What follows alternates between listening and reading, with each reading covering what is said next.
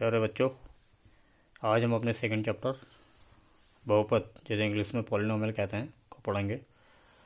तो बहुपद को पढ़ने से पहले हमें बीजी व्यंजक की जानकारी होनी चाहिए। बीजी व्यंजक को हम छोटी कक्षाओं में पढ़ चुके हैं।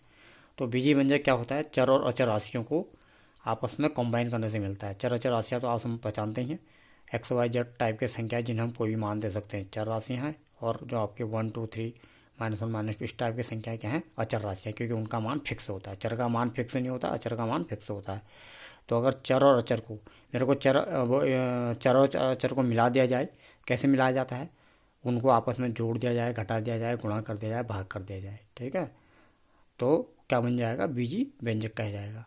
ठीक है, तो मुझे अलग से बीजी व्यंजक का उदाहरण देने की ज़रूरत नहीं है। ठीक है, जिसमें मैं अभी आगे को आपको बहुपद के उदाहरण देना चाह रहा हूँ। तो जो बहुपद के उदाहरण बन रहे हैं वो बीजी व्यंजक के भी हैं, क्योंकि बीजी व्यंजक पहले बनता है। यानी जब जो बहुपद होता है वो उससे पहले बीजी व्यंजक होता है। लेकिन बीजी व्यंजक में कुछ और कंडीशन लगेंगी तब वो बहुपद बनेगा। यानी बहुपद जो है वो तो बीजी व्यंजक है ही। तो कहने का मतलब है इस टाइप की ये सब बीजी व्यंजक हैं। कैसे हैं? क्या बोला मैंने कहा जैसे ये 2x है, इसमें क्या है? एक चर x है, एक अचर 2 है। तो अचर को चर के साथ गुणा कर दिया तो अपने आप में बहुपद हो गया, नहीं सॉरी बीजी व्यंजक हो गया। ऐसे ये 3x है, ये एक चर में एक अचर को गुणा कर दिया तो ये 3x अपने आप में 2x की तरह एक बीजी व्यंजक हो गया। उसमें एक नया अचर को जोड़ दिया +2, तो ये 3x + 2 अपने आप में बीजी व्यंजक हो गया। इसके बाहर से अगर मैं इसमें और एक 5x जोड़ देता या 5x² जोड़ देता, 5x² कैसे बनता? 5 × x × x, यानी 3x, दो चरों को एक अचर के साथ गुणा कर रखा है तो उनको मिला के फिर एक बीजी व्यंजक बना। यानी फिर इस बीजी व्यंजक में एक फिर बीजी व्यंजक जोड़ा तो वो अपने आप में क्या हुआ? एक बीजी व्यंजक हुआ। ठीक है बच्चों, तो कहने का मतलब है ये हमारे पास ऐसा कोई प्रतिबंध नहीं है, ऐसी कोई हमारे पास पाबंदी नहीं है कि हम चर अचर राशियों को कितनी बार जोड़ें, कितनी बार घटाएं, कितनी बार गुणा करें। अब जैसे एक ये भी बीजी व्यंजक है, 4x² + 5x - 1। ये कैसे बना होगा? ये 4 × x करके बना होगा। तो ये तीन अगर 4 अपने आप में अकेला एक बीजी व्यंजक है, x अपने आप में अगला, जो चर अचर हैं वो अपने आप अकेले में बीजी व्यंजक है, खाली अकेला चर भी बीजी व्यंजक है। और इस x के साथ दूसरा x जो गुणा होगा वो अपने आप बीजी व्यंजक है। 3 बीजी व्यंजक का एक ही बीजी व्यंजक बना। ऐसे 5 × x से एक 2 बीजी व्यंजक का एक बीजी व्यंजक बना। -1 ये अपना बीजी व्यंजक है। फिर इन सब को मिला दे वो अपने आप में बीजी व्यंजक है। दैट इज कहने का मतलब है चर अचर को कितनी बार कंबाइन कर दो तो हम कह सकते हैं an algebraic expression is a combination of variable and constant by using 4 basic arithmetic operation: addition, subtraction, multiplication and division. यानी उनको 4 बेसिक अर्थमेटिक जो अंकगणितीय क्रियाएं हमारे पास हैं, प्लस माइनस गुणा भाग, से उससे मिला दिया जाए तो बीजी व्यंजक बन जाता है। ठीक है, ये हम छोटी क्लास में पढ़ चुके हैं। यानी इस परिभाषा से, और इस परिभाषा में क्या है? x ऊपर रहे या x नीचे रहे। जैसे कहीं पर आप देखेंगे अभी ये 3/x है, तो ये 4x + 3/x ये भी बीजी व्यंजक है, क्योंकि ये भी तो 3 और x किस में किसको घटा रहे हैं, किस में किसको भाग दे रहे हैं, है ना। इसमें कोई इससे फर्क नहीं पड़ता कि बीजी व्यंजक की तो सिर्फ इतनी परिभाषा है कि चर अचर को आपस में जोड़ घटाना गुणा भाग करके मिला दिया जाता है। ठीक है, किसको जोड़ ज़्यादा बार कर रखा है, गुणा ज़्यादा बार कर रखा है, या किसी में जोड़ कर रखा है, किसी में घटाव कर रखा है, गुणा कर रखा है, तो ऐसी कोई पाबंदी नहीं है। तो ये बीजी व्यंजक हो गया। अब बीजी व्यंजक में क्या होता है? तो बीजी व्यंजक में कुछ तीन कंडीशन लगती हैं तो बहुपद बन जाता है। तो यानी बहुपद को यानी हम कहने का मतलब है इस टाइप के सभी बीजी व्यंजक होते हैं। लेकिन मैंने जब लास्ट में दिखाया है, देखो इस परिभाषा से ये जो है, ये मैंने यहाँ तक एग्जाम्पल है, मैंने भी कहा था ये बहुपद के भी एग्जाम्पल है। यानी ये यहाँ से लेकर यहाँ तक, ये 2x, 3x + 2, 4x² + 5x - 1, 3x³ - 5x² + 6x + 2, ये कॉमा करके यहाँ तक आदि सब एक चर x में बहुपद हैं। परंतु मैंने ये 2 एग्जाम्पल दे रखे हैं, ये ऐसे बीजी व्यंजक बहुपद नहीं है। क्यों नहीं है? तो ये इसके लिए परिभाषा आती है, एक बीजी व्यंजक एक बहुपद px बन जाता है यदि इसमें निम्नलिखित विशेषताएं हों। बीजी व्यंजक तो होगा ही पहले से। ठीक है, नंबर 1 पदों की संख्या निश्चित हो। नंबर 2 प्रत्येक पद में चर राशि का घातांक पूर्ण संख्या हो। नंबर 3 प्रत्येक पद में चर राशि का गुणांक एक वास्तविक संख्या हो। अब बच्चों इसमें क्या होता है? बेसिकली ये 3 कंडीशन में से जो पहले नंबर की कंडीशन है और तीसरे नंबर की कंडीशन है, ये तो आपको मिल ही जाती है जो प्रश्न आते हैं अधिकतर, क्योंकि पदों की संख्या आपको क्वेश्चन में निश्चित है। आपको सवाल ऐसे होते हैं, बताइए ये बीजी बहुपद है या नहीं है। तो पद तो आपको लिमिटेड ही देंगे, निश्चित का मतलब जिन्हें गिन सकते हैं आप, निश्चित हो। ठीक है, तो आप ये पदों की संख्या तो निश्चित ही मिलती है आपको। अनंत पद तो आपकी कॉपी में क्या बुक के क्वेश्चन में भी नहीं आए, मतलब आपके क्वेश्चन पेपर में भी नहीं होंगे। तो ये कंडीशन को आपको चेक नहीं करना पड़ता लगभग, लेकिन कंडीशन 3 ही है, तो ये आपको रेडीमेड मिलता ही मिलता है। ठीक है, अगर आपको चेक करना होता है, जिसमें आपको इसमें कोई दिक्कत ही नहीं होती, इसको आप सीधे लिख सकते हैं, हाँ पदों की संख्या निश्चित है। ऐसी थर्ड वाला, प्रत्येक पद में चर राशि का गुणांक। अब गुणांक क्या होता है बच्चों? गुणांक का मतलब है कि देखो कहीं पर एक्स वाला पद है, एक्स के आगे जो न्यूमेरिकल मल्टीप्लायर लगा है, जैसे 2 लगाए प्लस चिन्ह के साथ, इस एक्स के साथ 3 लगा है, इस एक्स स्क्वायर के साथ 4 लगा है, इस एक्स के साथ 5 लगा है। ठीक है, इस एक्स स्क्वायर के साथ -5 लगा है। तो ये इनके जो चिन्ह के साथ जो न्यूमेरिकल मल्टीप्लायर जो गुणक लगा हुआ है, वो उसका गुणांक कहलाता है। तो आप देखेंगे बेटा, कहीं पर 3 है, कहीं पर -5 है, कहीं पर 5 है। ये सब ऐसी राशियां हैं जिनको वर्ग करके धनात्मक राशि होती है। जब मैंने आपको पहला चैप्टर नंबर 6 में पढ़ा था, मैंने कहा वास्तविक संख्या तो सब है, यानी परिमेय अपरिमेय। इवन मैं आपको बताऊं, यहाँ पर कहीं पर √5 होता, 3x³ माइनस √5x² या माइनस √5x² होता, लेकिन भले ही वो √ का भी है, लेकिन वर्ग करके उसको ऋण थोड़ी मिल रहा है। और वो √5 प्लस का होता तो तब भी वर्ग करके +5, √5 माइनस का होता तब भी वर्ग करके +5। ठीक है, और प्लस -5 में है तो 5 का 25 और -5 का प्लस का 25। ठीक है, यानी ऐसा कहीं पर नहीं मिल रहा है कि वर्ग करके ऋणात्मक संख्या। मैंने बोला था वर्ग करके ऋणात्मक करने वाली संख्याओं को काल्पनिक संख्या कहते हैं, और ऐसी संख्या आपने 11वीं क्लास से पढ़नी है। तो यानी कहने का मतलब है, अब जब आपके 10 तक के गणित में आपको सवाल ही ऐसे मिलने हैं जिनमें सारी वास्तविक संख्याएं, यानी आप लगा लीजिए, हमने आपको जब प्राकृतिक संख्या से पढ़ाया था, प्राकृतिक संख्या, पूर्ण संख्या, तो यानी सारे प्रकार की परिमेय अपरिमेय मिला के वास्तविक संख्या होती हैं। तो यानी यहाँ पर कुछ भी भर दे, यहाँ पर -5 के बदले 5 भर दे, 1/5 भर दे, √5 भर दे, ये सब 1/5 वाली भी वास्तविक है, √5 वाली भी वास्तविक है। यानी तो इसमें भी कोई दिक्कत नहीं होती है। गुणांक समझ गए आप? फर्स्ट वाला, ये कोई भी पद के एक्स वाला पद होगा, या वाई में भी हो, मैंने सारे एक्स में दे रखे, कोई वाई में भी हो सकता है, जैसे कुछ, यानी कोई वाई में भी हो सकती है, तभी तो ये एक्स में है तो लिखा है ये सब एक चर एक्स में बहुपद है, यानी ये वाई में सवाल होगा तो वाई में बहुपद होगा। लेकिन कंडीशन ये तीनों चेक करेंगे। ठीक है, तो हर जगह देखेंगे कि उसमें एक्स वाले में एक्स का गुणांक देखेंगे, वाई वाले में वाई का देखेंगे, तो वास्तविक मिलता ही मिलता है। यानी इसमें भी दिक्कत नहीं आती है, इसमें भी दिक्कत नहीं आती है। जो प्रश्न दिए होते हैं, देखो ये पहला प्रश्न है पहले का, दूसरे में बहुपद बता, दूसरा चेक करना है, तीसरा चेक करना है, दूसरा टी में है, ठीक है, चौथा फिर वाई में है। तो इन सब में पहला और तीसरा तो लगभग वो मिलते ही हैं, लेकिन फिर भी जानकारी होनी चाहिए, ये कंडीशन होती है। अब आता है जो दूसरा वाला कंडीशन। ये दूसरी वाली कंडीशन ही एक ऐसी होती है जो उसको बहुपद की कसौटी में पास करती है या फेल करती है। यानी बहुपद, इसके कारण फर्क पड़ता है। क्या है दूसरी कंडीशन? प्रत्येक पद में चर राशि का घातांक पूर्ण संख्या हो। पूर्ण संख्या का मतलब है नॉन नेगेटिव नंबर, इसको ऋणेतर पूर्णांक भी लिख सकता था मैं। ठीक है, आपको याद आ रहा है जब मैंने पिछली बार आपको जब वो परिमेय संख्याओं का दशमलव प्रसार के बारे में पढ़ाया था, जब मैंने तो नीचे बताया था कि परिमेय संख्या के 2 दशमलव प्रसार होते हैं, 2 प्रकार के दशमलव प्रसार होते हैं। तो जिसमें मैंने बोला था कि जिसका हर 2m × 5n, 2 की घात m और 5 की घात n प्रकार का होता है, तब बताया था। तो वहाँ पर मैंने एक वर्ड लिखा था जहाँ mn ऋणेतर पूर्णांक है। ऋणेतर का मतलब ऋणेतर पूर्णांक भी कह रहा हूँ। पूर्णांक में क्या होता है? 0 होता है, प्लस वाले होते हैं, प्लस वाले पूर्णांक होते हैं, माइनस वाले पूर्णांक होते हैं। तो इसमें हमने क्या कर दिया, ऋण को हटा दिया, बाकी क्या बच गए? प्लस वाले पूर्णांक और 0। यानी कहने का मतलब है या तो 0, या तो उसमें 1 2 3 4 5 हो, या फिर क्या हो ऋण 1 2 3 4 5 हो, और दूसरा क्या हो, या तो 0 हो। ठीक है, ऋणोत्तर भी न हो। और हाँ, वैसे इसको ऋणोत्तर कहना सही नहीं है वैसे, क्योंकि उसके अलावा वो भी नहीं है ना, ऋण वाले भी नहीं होते हैं और दूसरे बट्टे वाले भी नहीं होते हैं। पूर्ण संख्या कहना ही सही है वैसे इसको। ठीक है, हाँ पूर्ण संख्या, क्योंकि ऋणोत्तर कहने का मतलब तो यह है कि केवल ऋण ही ऋण नहीं होंगे। ठीक है, हाँ ऋण तो नहीं होंगे, उसके बाद बट्टे वाले भी नहीं होंगे, तो इसलिए पूर्ण कहना ही सही है, सही लिखा है मैंने। ठीक है, तो यानी कहने का मतलब चर राशि का घातांक, वहाँ भी वही होता था, पूर्ण संख्या होती थी। ठीक है, वहाँ भी पूर्ण संख्या होती थी। ठीक है, हाँ, तो ऋणोत्तर पूर्णांक वहाँ पर हम कह देते थे, ऋणोत्तर पूर्णांक कह देते थे वहाँ पर। ठीक है, यहाँ पर भी इसको ऋणोत्तर पूर्णांक हम बोलने को गलत नहीं है, क्योंकि ऋणोत्तर पूर्णांक का शब्द ही अर्थ ही वही हो जाता है। ठीक है, ऋणोत्तर पूर्णांक का अर्थ ही वही हो जाता है कि धन, या तो इसमें 1 2 3 4 5 हो या ऋण हो। ठीक है, तो कुल मिला के आपकी इसमें 1 2 3 4 5 हो या फिर 0 हो, इस प्रकार की संख्या हो जाए। प्रत्येक पद में चर राशि का गुणांक एक वास्तविक संख्या हो, ये तो हमने बता दिया। तो इस परिभाषा से देखिए, ये सारे आपके बीजी व्यंजक क्या हैं? बहुपद नहीं है। ठीक है, अब आता है हमारे पास देखिए, हमने क्या लिख दिया, इस परिभाषा से बहुपद हैं, परंतु 2x² माइनस 300x प्लस 1। ठीक है, तो आप देखिए ये जो है इसमें आप देख रहे हैं, इसमें तो इस वाले पद में तो x की घात 2 है, लेकिन इस वाले पद में x की घात अंडर है। अब यहाँ पर समझना है आपने, जहाँ पर x की घात अंडर आ रही है और जहाँ पर x से बट्टे में आ जा रहा है कोई नीचे, तो ये समझिए x अगर कहीं बट्टे में आता है तो उसकी वैल्यू क्या है, ऊपर जाके x की घात -1 है। आपको घातांक के नियम कक्षा 8th क्लास में अच्छे से समझाए हैं।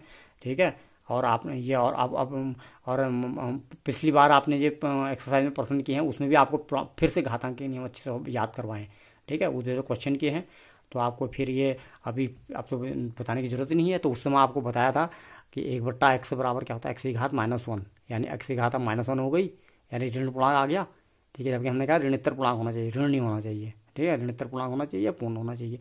तो यानी यहाँ पर भी गलत हो गया, x यानी जो 3/x है या 3/x² होता तो ऊपर जाके उसकी वैल्यू x की घात -2 के बराबर है, यानी वो आपका पूर्ण संख्या नहीं है। पूर्ण संख्या तो आप समझते ही है। अच्छा, ऐसे ही √x है, और √x के लिए मैंने क्या बताया था, मैंने घातांक का जो लास्ट आठ नियम बताया था, n√a बराबर a की पावर 1/n। तो मैंने कहा जो करणी चिन्ह के अंदर होता है, अगर यहाँ इसका मतलब ये अंडर है तो इसका मतलब इसकी पावर 1/2 है। अगर यहाँ पर 3 लिखा है, मतलब वैसे खाली अंडर लिखा है तो इसके यहाँ पर 2 के बराबर होता है। तो ये √x की पावर 1/2 के बराबर है। हमने यहाँ पर क्वेश्चन √t में कर रखा है, तो बाद में हमने इसको दिखा दिया ये 3√t t की पावर 1/2 के बराबर है।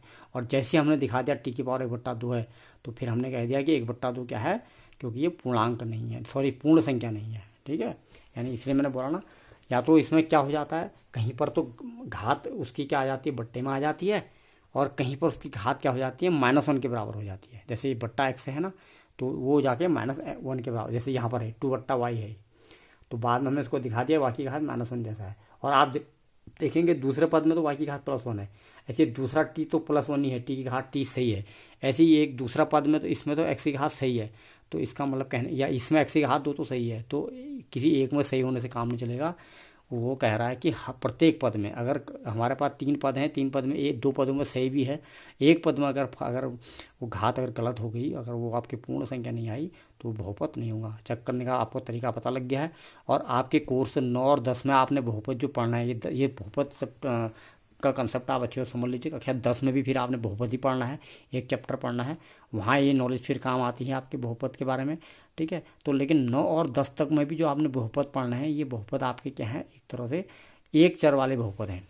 ठीक है, तो अब मैं आपको बताऊं कि आपने अगर ये बहुपद में कोई जोड़ी नहीं है कि एक ही चर हो, बहुपद 2 एक से ज़्यादा चर वाले भी हो सकते हैं, बस कंडीशन उसमें ये तीनों ही लगेंगी। ठीक है, हाँ एक बात और बताना चाहूँगा, जैसे यहाँ पर मैंने बोला ये 3x + 2 है, ये 2x है, इसमें एक ही ये पद दिख रहा है, इसमें 2 पद दिख रहे हैं, तो इसके हिसाब से इन्हें एक पदी, द्विपद, ये इसमें 3 पद हैं तो त्रिपदी त्रिपद। ठीक है, एक पद, इसको एक पदी बोलते हैं, इसको द्विपद बोलते हैं, इसको त्रिपद बोलते हैं, मोनोमियल, बाइनोमियल, ट्राइनोमियल। ठीक है, एक पद द्विपद तो ये समझ गए, गुणांक आप समझ गए। ठीक है, किसी भी चर राशि का न्यूमेरिकल मल्टीप्लायर, और सब में अलग अलग होगा। जैसे इसमें तो एक ही पद है तो 1 का 2 होगा, इसमें इसका गुणांक तो 3 हो गया, इसमें तो अब ये तो खैर अचर पद है, इसका तो गुणांक हमेशा चर राशि का होता है। इसमें किसका निकलेगा, इस वाले का और इस वाले का, इसका गुणांक 4, इसका गुणांक +5 है, खाली 5। ठीक है, इसमें इसका गुणांक 3, यानी 3x³ में x का गुणांक 3, -5x², इतना पूरा एक पद माना जाएगा चिन्ह के साथ, -5x²। तो -5x² में x² का गुणांक बराबर -5, ऐसे बोला जाएगा। 6x में x का गुणांक बराबर 6। तो गुणांक आप समझ गए, पद समझ गए, इसमें भी 1 पद, 2 पद, 3 पद, 4 पद। ठीक है, ऐसे हो गए। ठीक है, पद इसमें समझ गए, गुणांक आप समझ गए। उसके बाद हम ऐसा करते हैं इसमें बहुपद की घात। ठीक है, अगर जब बहुपद बन जाता है तो उसकी घात, अभी इस पर सवाल आएंगे। तो घात के लिए क्या होता है, जैसे एक पद मैंने बोला यहाँ से यहाँ तक एक पद है 4x², यहाँ से यहाँ तक एक पद है, एक 5x, यहाँ से -1 है। तो इसमें जो सबसे बड़ी घात वाला पद कौन सा है, 4x², क्योंकि इसमें x की घात 2 है, इसमें x की घात 1 है। किसी को घात नहीं होती तो 1 होता है, और कोई अचर पद होता है, मैंने अभी आपको एग्जाम्पल दिया 4 - 2, क्योंकि हम 4 को 4 × 1 लिख सकते हैं, और बाद में जब 1 लिखेंगे तो उसको x की घात 0 बना सकते हैं, क्योंकि हमने आपको बताया किसी की भी घात 0, 1 की घात 0, 2 की घात 0, 3 की घात 0, एंड a की घात 0 बराबर 1 हमने लिखाया था। तो जब हम a की घात 0 बराबर 1 लिख सकते हैं, तो अगर सवाल x में चल रहा है तो उस 1 को x की घात 0 लिख देंगे। ठीक है, सवाल y में चल रहा तो y की घात 0, यानी ये 1 क्या है, 1 इंटू एक्स की घात 0। हाँ, कहीं पर 2 है तो 2 तो हो रहेगा 2 इंटू एक्स की घात 0। यानी कहने का मतलब है जो अपने आप में खाली ये वो हैं अचर संख्या हैं, ठीक है, निश्चित मान है जो अचर संख्या है, वो अगर अकेले में दिखाया जाए तो देखो वो भी एक पद तो है, 4 को 4 एक्स के घात 0 रख देंगे बस। मैंने कहा था ना एक पद वाला, जैसे 2 एक्स वाला एक पद वाला वो हो गया आपका बीजी व्यंजक हो गया, ऐसे ही 4 जो अकेला दिख रहा है वो 4 एक्स के घात 0 के बराबर, वो भी बीजी व्यंजक हो गया। बीजी व्यंजक हो गया और बहुपद भी हो गया, क्योंकि बहुपद के तीनों नियम उसमें फिट बैठेंगे। 4 एक्स की घात 0 में देखिए पदों की संख्या निश्चित है, वास्तविक गुणांक उसका 4 वास्तविक है, और उसका घातांक एक्स की घात 0 का मतलब 0 पूर्ण संख्या होती है। यानी जो अकेला कोई पद है वो बीजी व्यंजक भी है और बहुपद भी है। तो कहने का मतलब ये हुआ, ये हमने ऐसे हमको घातांक पढ़ने आ गए पदों के, तो हमने देख लिया इसमें दो घात, इसमें इस पद की जैसे ये बीजी व्यंजक को अगर हम लेते हैं, इस बहुपद को हम लेते हैं, बीजी व्यंजक भी बहुपद भी है, इस बहुपद को अगर हम लेते हैं तो इसमें इस पद की घात 2 है, इस पद की घात 1 है। तो हम देखेंगे कि सबसे बड़ी घात वाला पद कौन सा है, ये 4x² है, और उसकी घात क्या है 2 है। यानी ये समझ लिए कि सबसे बड़ी घात वाले पद की जो घात होगी, यानी जो ये 4x² की जो घात होगी वही पूरे बहुपद की घात मानी जाएगी। यानी इस पद का घातांक, ये समझिए कि घातांक है, ये इसका घातांक 2 है, इस पद का घातांक 2 है, तो इस पूरे बहुपद की घात 2 हो जाएगी। ऐसे इस पद का घातांक 3 है, ठीक है, तो क्या कहते हैं इस पूरे बहुपद की घात क्या हो जाएगी 3 हो जाएगी, ठीक है। तो इसे कहते हैं बहुपद की घात, डिग्री ऑफ द पॉलिनोमियल। तो degree of the polynomial is the exponent of highest order term, ठीक है। जो हाईएस्ट ऑर्डर टर्म होता है उसका एक्सपोनेंट जो होता है, उसकी घात जो होती है, घातांक, उसका घातांक या घात कह लो, वो पूरे बहुपद की घात हो जाती है, ठीक है बच्चों। और इसके हिसाब से फिर इनके नाम होते हैं। एक घात वाले को हम रैखिक बहुपद कहते हैं। जैसे ये भी सब पद के हिसाब से तो 2 पद हैं, लेकिन घात के हिसाब से ये रैखिक बहुपद, ये रैखिक बहुपद, लेकिन 2 घात वाले को हम बोलते हैं द्विघात बहुपद, क्वाड्रेटिक पॉलिनोमियल। 3 घात वाले को क्यूबिक पॉलिनोमियल, ठीक है। ये तो ऐसे 4 घात वाले को बाई क्वाड्रेटिक पॉलिनोमियल, 4 वाला मैंने दिया नहीं है।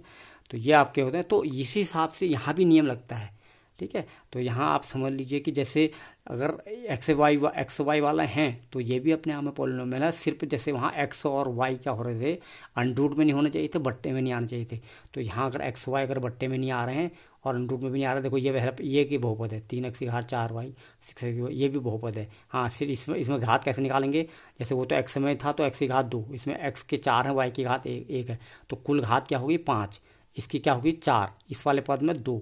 यानी इस पूरे बहुपद की बात करेंगे तो इसकी 5 घात वाला बहुपद है, और बहुपद ही है, पदों की संख्या निश्चित है, ठीक है। घातांक सबका ये घातांक ये पूर्ण संख्या है, इसका 5 है, इसका देखो इसका पूरा घात 5 है, इसकी 4 है, इसकी 2 है, और ये अलग अलग भी समझ लो। इस एक्स में 4 है, चर का, इस एक्स में 4 है, इस वाई का 1 है, एक्स में 3 है, वाई का कोई एक्स वाई नीचे नहीं है, ठीक है, और गुणांक इसका वो है, ठीक है। तो ये सब वो होंगी। ऐसे एक ये वाला भी है, इसमें अब ये मैंने 2 एग्जाम्पल क्यों दिए, एक मैंने ऐसा एक दे दिया कि जिसके इसकी 5 घात, इसकी 4 घात, इसकी 2 घात, इसमें ऐसा दे दिया कि सबके 2 ऐसा भी हो सकता है, ठीक है। तो ये बहुपद हैं, कैसे वाले बहुपद हैं, एक से अधिक चरों वाले, 2 चरों एक्स और वाई वाले बहुपद हैं। परंतु x³ प्लस x² वाई बट्टे 1/1, देखो इसमें x नीचे बट्टे में है, इसमें y² बट्टे में है, या यहाँ x टाइप के ये बीजी व्यंजक तो सब हैं, ये भी x y को मिला के बने हैं, तो बीजी व्यंजक बहुपद नहीं है। बीजी व्यंजक का खाली ये मतलब नहीं कि x में 3 मिला दो, जैसे अगर वहाँ पर 3x + 2 लिखा है, अगर मैं 3xy + 2 कर देता, यहाँ पर 4x² प्लस 5xy - 1 कर देता। यानी मैंने ये बोला है कि चर और चर को मिलाने की बात बोली है, तो उसके अंदर इतनी बातें आ गई कि चर आपने एक चर ले लिया या 50 चर ले लिए या 50 चर ले लिए, किसको किससे जोड़ा, किससे किसको घटा दिया, और किससे किससे गुणा भाग कर लिया। यानी चर को जोड़ घटाना गुणा भाग से मिलके बीजी व्यंजक बन गया। और बीजी व्यंजक में 3 कंडीशन लगती हैं, 3 कंडीशन में पहला और तीसरा तो लगती है, बस ये दूसरी वाली कंडीशन चेक करते हैं कि अगर अंडरूट टाइप का और बट्टे टाइप का नहीं आ रहा है तो वो दूसरी कंडीशन में फिट बैठ जाती है, फिर वो बीजी व्यंजक बन जाता है। ठीक है बच्चों, आज आप बीजी व्यंजक के बारे में समझ गए। हम फटाक से इसके क्वेश्चन करते हैं, ठीक है। तो देखिए पहला प्रश्न हमारे पास है, ठीक है, हमें ये बताना है, ये हमारे पास जो ये हमारे पास पहला हमारे पास 4x, ये हमारे पास ये जो हमारे पास बीजी व्यंजक हैं, तो ये बीजी व्यंजक बहुपद हैं या नहीं है, हमें इसके बारे में बताना है। तो पहला हमारे पास है 4x² - 3x + 7। तो ये बीजीव्यंजक बहुपद है या नहीं है। तो हमने पहले इसको पहले ही चेक कर लेंगे कि इसमें पदों की संख्या क्या है, निश्चित है 3 है, ठीक है। और आपका देखो प्रत्येक पद में घातांक क्या है, देखो x की घात 2, x की घात 1 और 7 को जरा ऐसे लिखा जाएगा पहले 7x की घात 0 ये, ठीक है। क्योंकि 7 को मैंने बोला था कि 7 × 1 लिख सकते हैं और 1 को x की घात भी 0 दिखाना पड़ेगा, ठीक है। यानी 2 1 0 घात है ना, ठीक हो गया। बस घात वाला जो दूसरे नंबर का होता है घातांक वाला, उसी में दिक्कत होती है, वो सही हो गया तो तीसरा तो है ही। तीसरा भी मैंने बोला था कि तीसरा क्या था, गुणांक की बात। गुणांक क्या होता है, इस तरफ होता है, घात जो होती है ऊपर होती है। तो ये तो हमेशा वास्तविक संख्या ही होता ही है। जैसे मैंने बोला ऊपर बट्टे में नहीं हो सकता है, घात में बट्टे में नहीं हो सकता है, या माइनस में नहीं हो सकता है। अब बट्टे और माइनस डायरेक्ट थोड़ी मिलेगा आपको, बट्टे के बदले आपको ये मिलेगा ऐसे, ऊपर घात बट्टे के बदले अंडूट मिलेगा, क्योंकि अंडूट बट्टे घात किसके बराबर होती है, अंडूट के बराबर होती है। और माइनस के बदले क्या मिलेगा, माइनस के बदले वो चर बट्टे में होगा, यानी वो चर नीचे वाले चर बट्टे की वैल्यू उसकी माइनस घात के बराबर है, और अंडूट वाले की वैल्यू बट्टे घात के बराबर है, ठीक है। तो अगर इस रूप में यहाँ ये नहीं होना चाहिए। बाकी आगे का ये जो गुणांक है, ये -3 4, ये अगर अंडूट भी हो जाते हैं बट्टे भी हो जाते हैं, इससे फर्क नहीं पड़ता, क्योंकि गुणांक हैं ये। मैंने बोला जो बाहर से गुणांक होते हैं वो गुणांक होते हैं, वो बट्टे में भी हो सकते हैं, माइनस भी हो सकते हैं। तो आपने ये करना है, अभी 3 कंडीशन आप समय चेक करेंगे। चेक करने के बाद आप जिसमें अगर आपको पहले ही चेक कर लेंगे, आपको पता लग जाएगा जिसमें तीनों कंडीशन फिट बैठ रही हैं, तो उसमें आपने तीनों चीज़ लिखनी है, ठीक है। और जिसमें नहीं बैठ रही है तो उसमें आपने एक ही कारण लिखना है, बस इस कारण ही बहुपद नहीं है, समझ गए। तो जैसे तीनों इसमें ये बहुपद है तो इसमें तीनों कारण लिखने पड़ेंगे। पहले लिख दिया यस ये एक चर में बहुपद है, फिर कारण पदों की संख्या निश्चित है, प्रत्येक पद में जैसे वहाँ चर का घातांक लिखा, अब यहाँ चर क्या है, एक्स है, तो प्रत्येक पद में एक्स का घातांक पूर्ण संख्या है, प्रत्येक पद में एक्स का गुणांक वास्तविक संख्या है, ठीक है। तो ऐसे लिखा जाएगा, इसको पहले ऐसे लिखा जाएगा, फिर कॉमा करके एक चर में बहुपद बता दिया आपने, ठीक है, कारण ही लिख दिया। ऐसे दूसरा वाला Y square plus under root 2, ठीक है। तो इसको वही दिखा दिया पहले, वाई स्क्वायर मैंने कहा जितने अचर पद होंगे शायद ये परिमेय के रूप में या परिमेय के रूप में गुणा वाई की घात 0 दिखाया इसको, क्योंकि इस संख्या अंक को बिल्कुल √2 वाई की घात 0 दिखा दिया। और ये भी देखो क्या है, वाई की घात 0 वाई की घात 2, एक चर में बहुपद है, ठीक है। अब कारण क्या है इसके, वही कारण है। तो ये 3 कारण मैंने होमवर्क छोड़ा है, बिल्कुल यही आपने लाइन उतार देनी है यहाँ पर, लेकिन यहाँ पर एक्स के बदले वाई आ जाएगा। ये होमवर्क के लिए छोड़ा है, क्योंकि मैंने क्या कहा, पहले आपने पहचान तो लिया, पहले तो आप आधा दिमाग में लगा लेंगे ना, काम दिमाग में कर लेंगे कि यह इसका मतलब ये बहुपद है। तो बहुपद जिसमें होगा तो उसके तीनों कंडीशन करना, यानी किसी को अगर पास करना है तो उसको 3 के 3 कंडीशन में पास होना पड़ेगा, और फेल करने के लिए एक ही कारण काफ़ी होता है। यानी जिसमें बहुपद नहीं आएगा तो उसका केवल वही कारण लिखना काफ़ी है। जैसे मैंने कहा जिस वाले में नहीं होगा तो क्या उसका एक ही कारण निकलेगा, क्योंकि ना किसी को अगर हमें फेल बताना है कि ये फेल है तो उसका एक कारण पर्याप्त देना काफ़ी, जिस कारण पर्याप्त फेल, और फेल भी एक ही कारण होता है, मैंने बोला उसका भी पहला और तीसरा तो उनमें भी लगता ही है। लेकिन जिसमें बहुपद है तो पहले आपने लिख तो दिया आंसर, लेकिन कारण फिर ऐसे लिखेंगे, ये तरीका है, इस तरीके से करेंगे आप, ठीक है। उसके बाद पार्ट थर्ड देखिए, पार्ट थर्ड में आपको 3√t प्लस t√2 के बारे में बताना है, ये बहुपद है या नहीं है, ठीक है। तो आपने पहले मैंने कहा देखा, ये थोड़ा सा इनको इसमें अरेंज करके आप दिख रहे हैं, है ना, जैसे इन वालों में ऐसे 0 करके अरेंज कर रहे हैं, तो इनको भी जरा अरेंज करेंगे। तो √t को t की घात 1/2 कर दिया, ये तो t√2 ऐसे ही है। और यहाँ पर मैंने √2 लिखा खाली, तो कोई मिनट, ये भी t√2 होगा, 1 मिनट, ठीक है। ये आपका क्या है, t√2। तो आपने क्या लिख दिया, एक चर में तो है, चर आपको एक चर बताना है, देखो बहुपद भी बताना है, एक चर ही बताना है। अभी आपको एक केस ऐसा मिलेगा जिसमें बहुपद तो होगा लेकिन एक चर में नहीं होगा, वो भी सही आंसर नहीं होगा। तो एक चर भी होना चाहिए, बहुपद भी होना चाहिए। यहाँ पर एक चर में है लेकिन बहुपद नहीं है, कारण प्रत्येक पद में t का घातांक पूर्ण संख्या नहीं है, वही जो दूसरा वाला कारण है। अब लेकिन उसका भी रीजन दे दिया, प्रत्येक पद कौन सा, ये वाला पद, क्योंकि इसका जो 1/2 है वो पूर्ण संख्या नहीं है। ऐसे फोर्थ वाले में y धन 2/y, उसमें देखो आपने मैंने बता दिया कि ये 2/y के चक्कर में ये y वो नहीं होगा, तो सीधे आपने पहले इसको दिखा दिया y + 2y के बाहर -1 के बराबर है। फिर आपने लिख दिया एक चर में है लेकिन बहुपद नहीं है, क्यों नहीं है, कारण में लिख दिया, क्योंकि प्रत्येक पद में y का घातांक पूर्ण संख्या नहीं है, इसी हिसाब से लिख रहे हैं। और पूर्ण संख्या क्यों नहीं है उसका भी कारण लिख दिया, क्योंकि -1 आपका पूर्ण संख्या नहीं होता है, ठीक हो गया।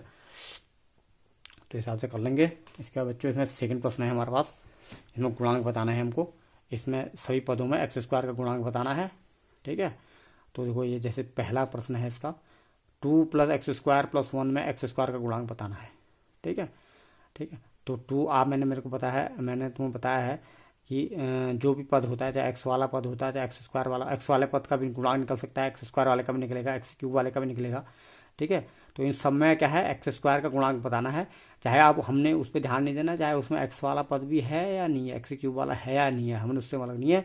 हमने एक्स स्क्वायर के आगे कौन सी संख्या लिखी है, चिन्ह साथ। एक्स स्क्वायर के आगे कोई संख्या नहीं लिखी है तो इसका मतलब 1 है वो, फिर 1 इंटू एक्स 1 होगा, और प्लस के साथ प्लस के चिन्ह के साथ +1, यानी +1 को खाली 1 लिखा जाएगा। तो हमने क्या लिखा, 2 + एक्स स्क्वायर + 1 में एक्स स्क्वायर का गुणांक बराबर 1। ऐसे 2 - एक्स स्क्वायर + एक्स क्यूब में एक्स स्क्वायर का गुणांक, देखो एक्स स्क्वायर के आगे -1 है तो -1। ऐसे यहाँ एक्स स्क्वायर के आगे π/2 है तो एक्स स्क्वायर का गुणांक बराबर π/2। और यहाँ देखो, यहाँ एक्स स्क्वायर का पद ही नहीं है। तो मैंने बोला था ना, जैसे किसी चीज़ को हम जैसे वहाँ पर एक्स की घात 0 अगर 1 बनाते हैं तो यहाँ पर हम इसके आगे 0 भी तो लिख सकते हैं। तो किसी में 0 को जोड़ो या घटाओ, कोई वैल्यू, उसकी वैल्यू कुछ नहीं होती है। और फिर उस 0 को ऐसे बदल के दिखा दिया है, 0 इंटू एक्स स्क्वायर, क्योंकि देखा जाए तो 0 इंटू एक्स स्क्वायर है तो 0, लेकिन इसको मतलब यानी वैल्यू तो लास्ट में इसकी इतनी रही ना, √2x - 1। तो √2x - 1 यहाँ भी है, √2x - 1 है, लेकिन खाली आगे से हमने इतना दिखा दिया कि अगर हम वो जो 0 हमने जोड़ रखा है, वो 0 को फिर 0 इंटू एक्स स्क्वायर दिखा दें, ताकि इससे हम ये दिखा सकते हैं कि एक्स स्क्वायर के आगे 0 है ना। तो यानी कहने का मतलब एक्स स्क्वायर का गुणांक 0, या दूसरे शब्दों में कह सकते हो, अगर एक्स स्क्वायर का गुणांक निकालना है और एक्स स्क्वायर वाला उसमें है ही नहीं, तो अपने आप ही उसका गुणांक 0 हो जाएगा, लेकिन उसको तरह ई ढंग से दिखा देंगे आप। ठीक है, या अगर मैं आपको जैसे कोई सवाल बताऊं, यही वाला सवाल जिसमें हमने एक्स स्क्वायर का निकाल रखा है, तो ये ज़्यादा से ज़्यादा एक्स स्क्वायर तक है। अगर मैं आपसे बोलूं कि इसकी घात कितनी है, अभी मैंने आपको बताया था सबसे बड़े वाले पद की घात जो होती है वही बहुपद की भी घात हो जाती है। तो इसकी घात तो 2 है, तो इसमें एक्स क्यूब वाला पद तो होगा ही नहीं। तो अगर मेरे से इसमें बोला जाता है कि एक्स क्यूब का घातांक निकालो, तो मैं क्या कहता है, एक्स क्यूब वाला पद तो है नहीं, उसका घातांक गुणांक निकालो, तो उसका गुणांक बराबर 0 आ जाता। और अगर दिखाना होता तो उसको भी 0 इंटू एक्स क्यूब को आगे से जोड़ लेता। तो जहाँ यहाँ जोड़ो, कहीं भी जोड़ो, हालांकि स्टैंडर्ड फॉर्म एक्स क्यूब फिर एक्स स्क्वायर होता है, तो 0 इंटू एक्स क्यूब कर देता, इसको मतलब 0 into x cube + 2 + x square + 1 कर देता, बाद में एक्स क्यूब आगे 0 दिखा देता। तो ये तरीके होते हैं जो हमारे पास पद नहीं होता एक्स स्क्वायर वाला, अगर उसका घातांक निकालना होता तो उसको ऐसे 0 दिखाते हैं। ठीक है बच्चों, उसके बाद हमें एक 35 घात का द्विपद और 100 घात का एक पदी का उदाहरण देना है। तो बहुत सारे एग्जाम्पल हम दे सकते हैं।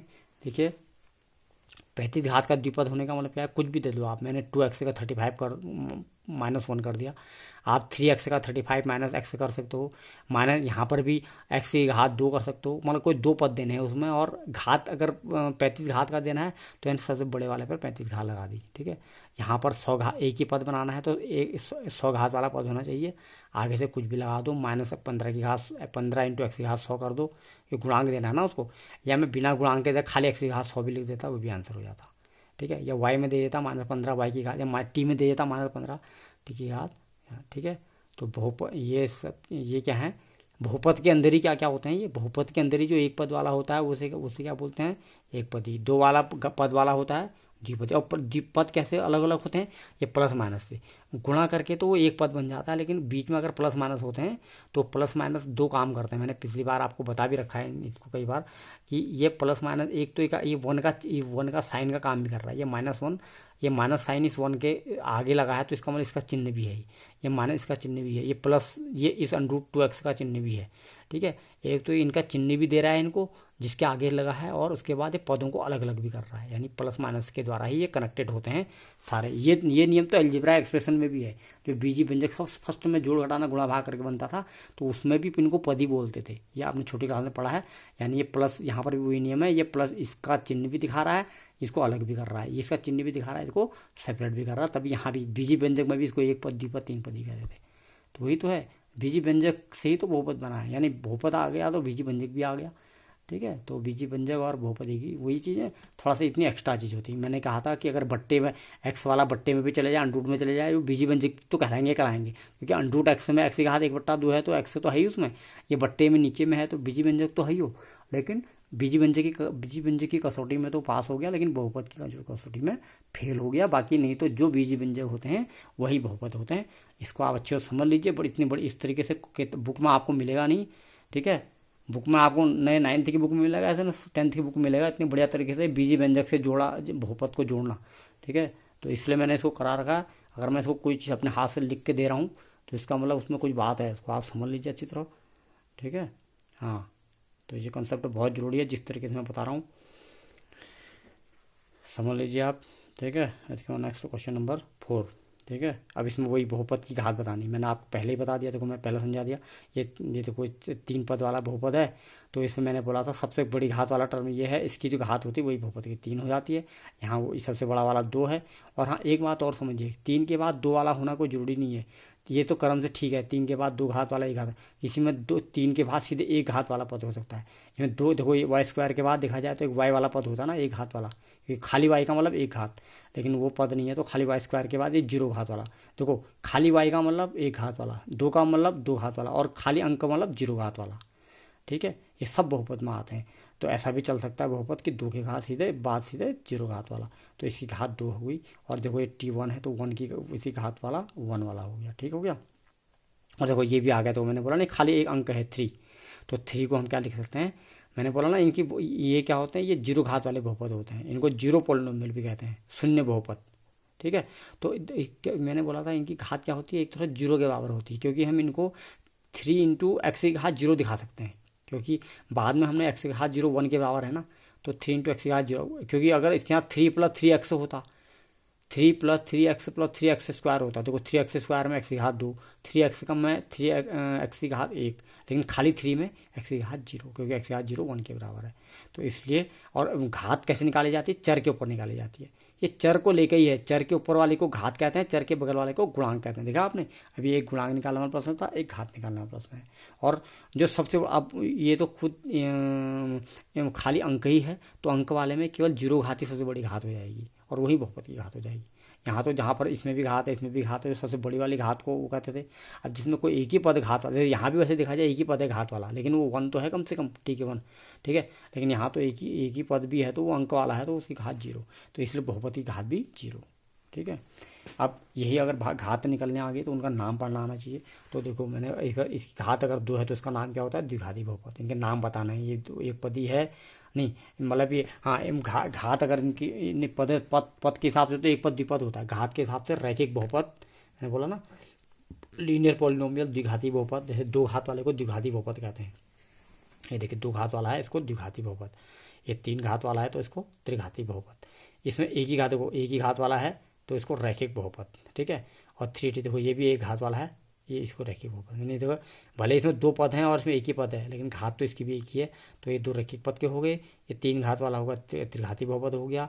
ठीक है, द्विघात वाला हो गया द्विघाती बहुपद हो गया। ठीक है, ये quadratic polynomial, cubic polynomial, linear polynomial.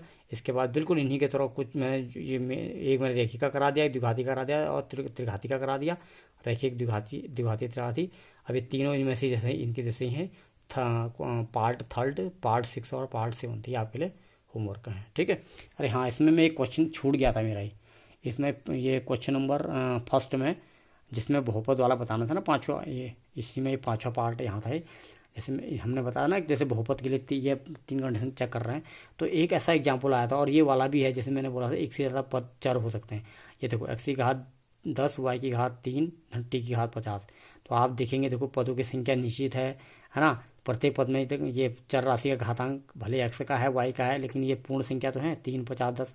ठीक है, और दूसरा वाला पूर्ण संख्या वाला फिट बैठ गया, तो तीसरा वाला तो बैठेगा ही, क्योंकि इसके ये आगे तो मेरे अंडरूट और माइनस बट्टे कुछ भी हो जाए, वो तो होता, वास्तविक संख्या होती है। तो आगे का गुणांक वास्तविक संख्या है ही, पदों की संख्या तो 3 ही है, निश्चित है, मतलब गिन सक रहे हैं हम उसको। ठीक है, और मेन चीज़ होती है वो बीच वाली कंडीशन, वो कंडीशन फिट बैठ रही है, तो पूर्ण संख्या आ गई, तो बहुपद है नहीं है, तो लेकिन एक चर में नहीं है, तो हमें आंसर बताना था एक चर का बहुपद, तो हमने लिख दिया बहुपद है लेकिन एक चर में नहीं है। तो यहाँ तक मैंने लिख दिया। कारण 1, 2, 3 में क्या लिखोगे आप, कारण 1, 2, 3 में वही वाले 3 पदों की संख्या निश्चित है। हाँ, लेकिन जैसे वहाँ तो हमने समझाया था तो हो लिखते थे, लेकिन जब सवाल में करेंगे तो है लिखेंगे, हो नहीं लिखेंगे है। इसका चर का घातांक, ये प्रत्येक पद में चर का घातांक पूर्ण संख्या है, प्रत्येक पद में यहाँ पर चरों का, यहाँ पर 3 चर हैं तो चरों का घातांक लिख देना, कुछ भी है। ठीक है, पदों की संख्या निश्चित है और पदों का चरों का घातांक वास्तविक संख्या, तो इसी हिसाब से लिख लेंगे आप कंडीशन। अब यहाँ पर लिख दिया 3 चर एक्स, वाई और टी होने से 3 चरों वाला बहुपद है, यानी बहुपद तो है लेकिन एक चर में नहीं है। कारण क्या लिख दिया, इन 3 कारणों के कारण तो बहुपद है, 3 कारणों के कारण तो बहुपद है, लेकिन क्या है, ये 3 चर होने के कारण 3 चरों वाला बहुपद है। ठीक है। यानी फिर भी मतलब कंडीशन फिर ये ऐसी हो गई कि बहुपद तो है लेकिन एक चर वाला बहुपद नहीं है, तो एक ऐसा केस है। बाकी तो ऐसा हो रहा था कि या तो ये सभी एक चर वाले थे लेकिन वो बहुपद हो रहे थे या बहुपद नहीं हो रहे थे। एक ऐसा केस आ गया, ये बहुपद तो है लेकिन 3 चर वाला बहुपद नहीं है, ठीक है। और इसी क्वेश्चन के मद्देनजर तो मैंने आपको ये चीज़ें बताई कि बहुपद का मतलब यही नहीं होता है कि केवल एक्स एक्स में हो या वाई वाई में हो, तो 2 से अधिक चर वाले भी, 1 से अधिक चर वाले बहुपद वाले भी हो सकते हैं। तो आज ही आपने बहुपद के बारे में बहुत कुछ सीखा है। इस जानकारी को अच्छी तरह समझ लीजिए, 10th में फिर ये नॉलेज काम आने वाली है। और इसके साथ ये आपका पहला एक्सरसाइज भी पूरी ख़त्म हो गई है आज, ठीक है। नेक्स्ट वीडियो में हम नेक्स्ट एक्सरसाइज लेके चलेंगे।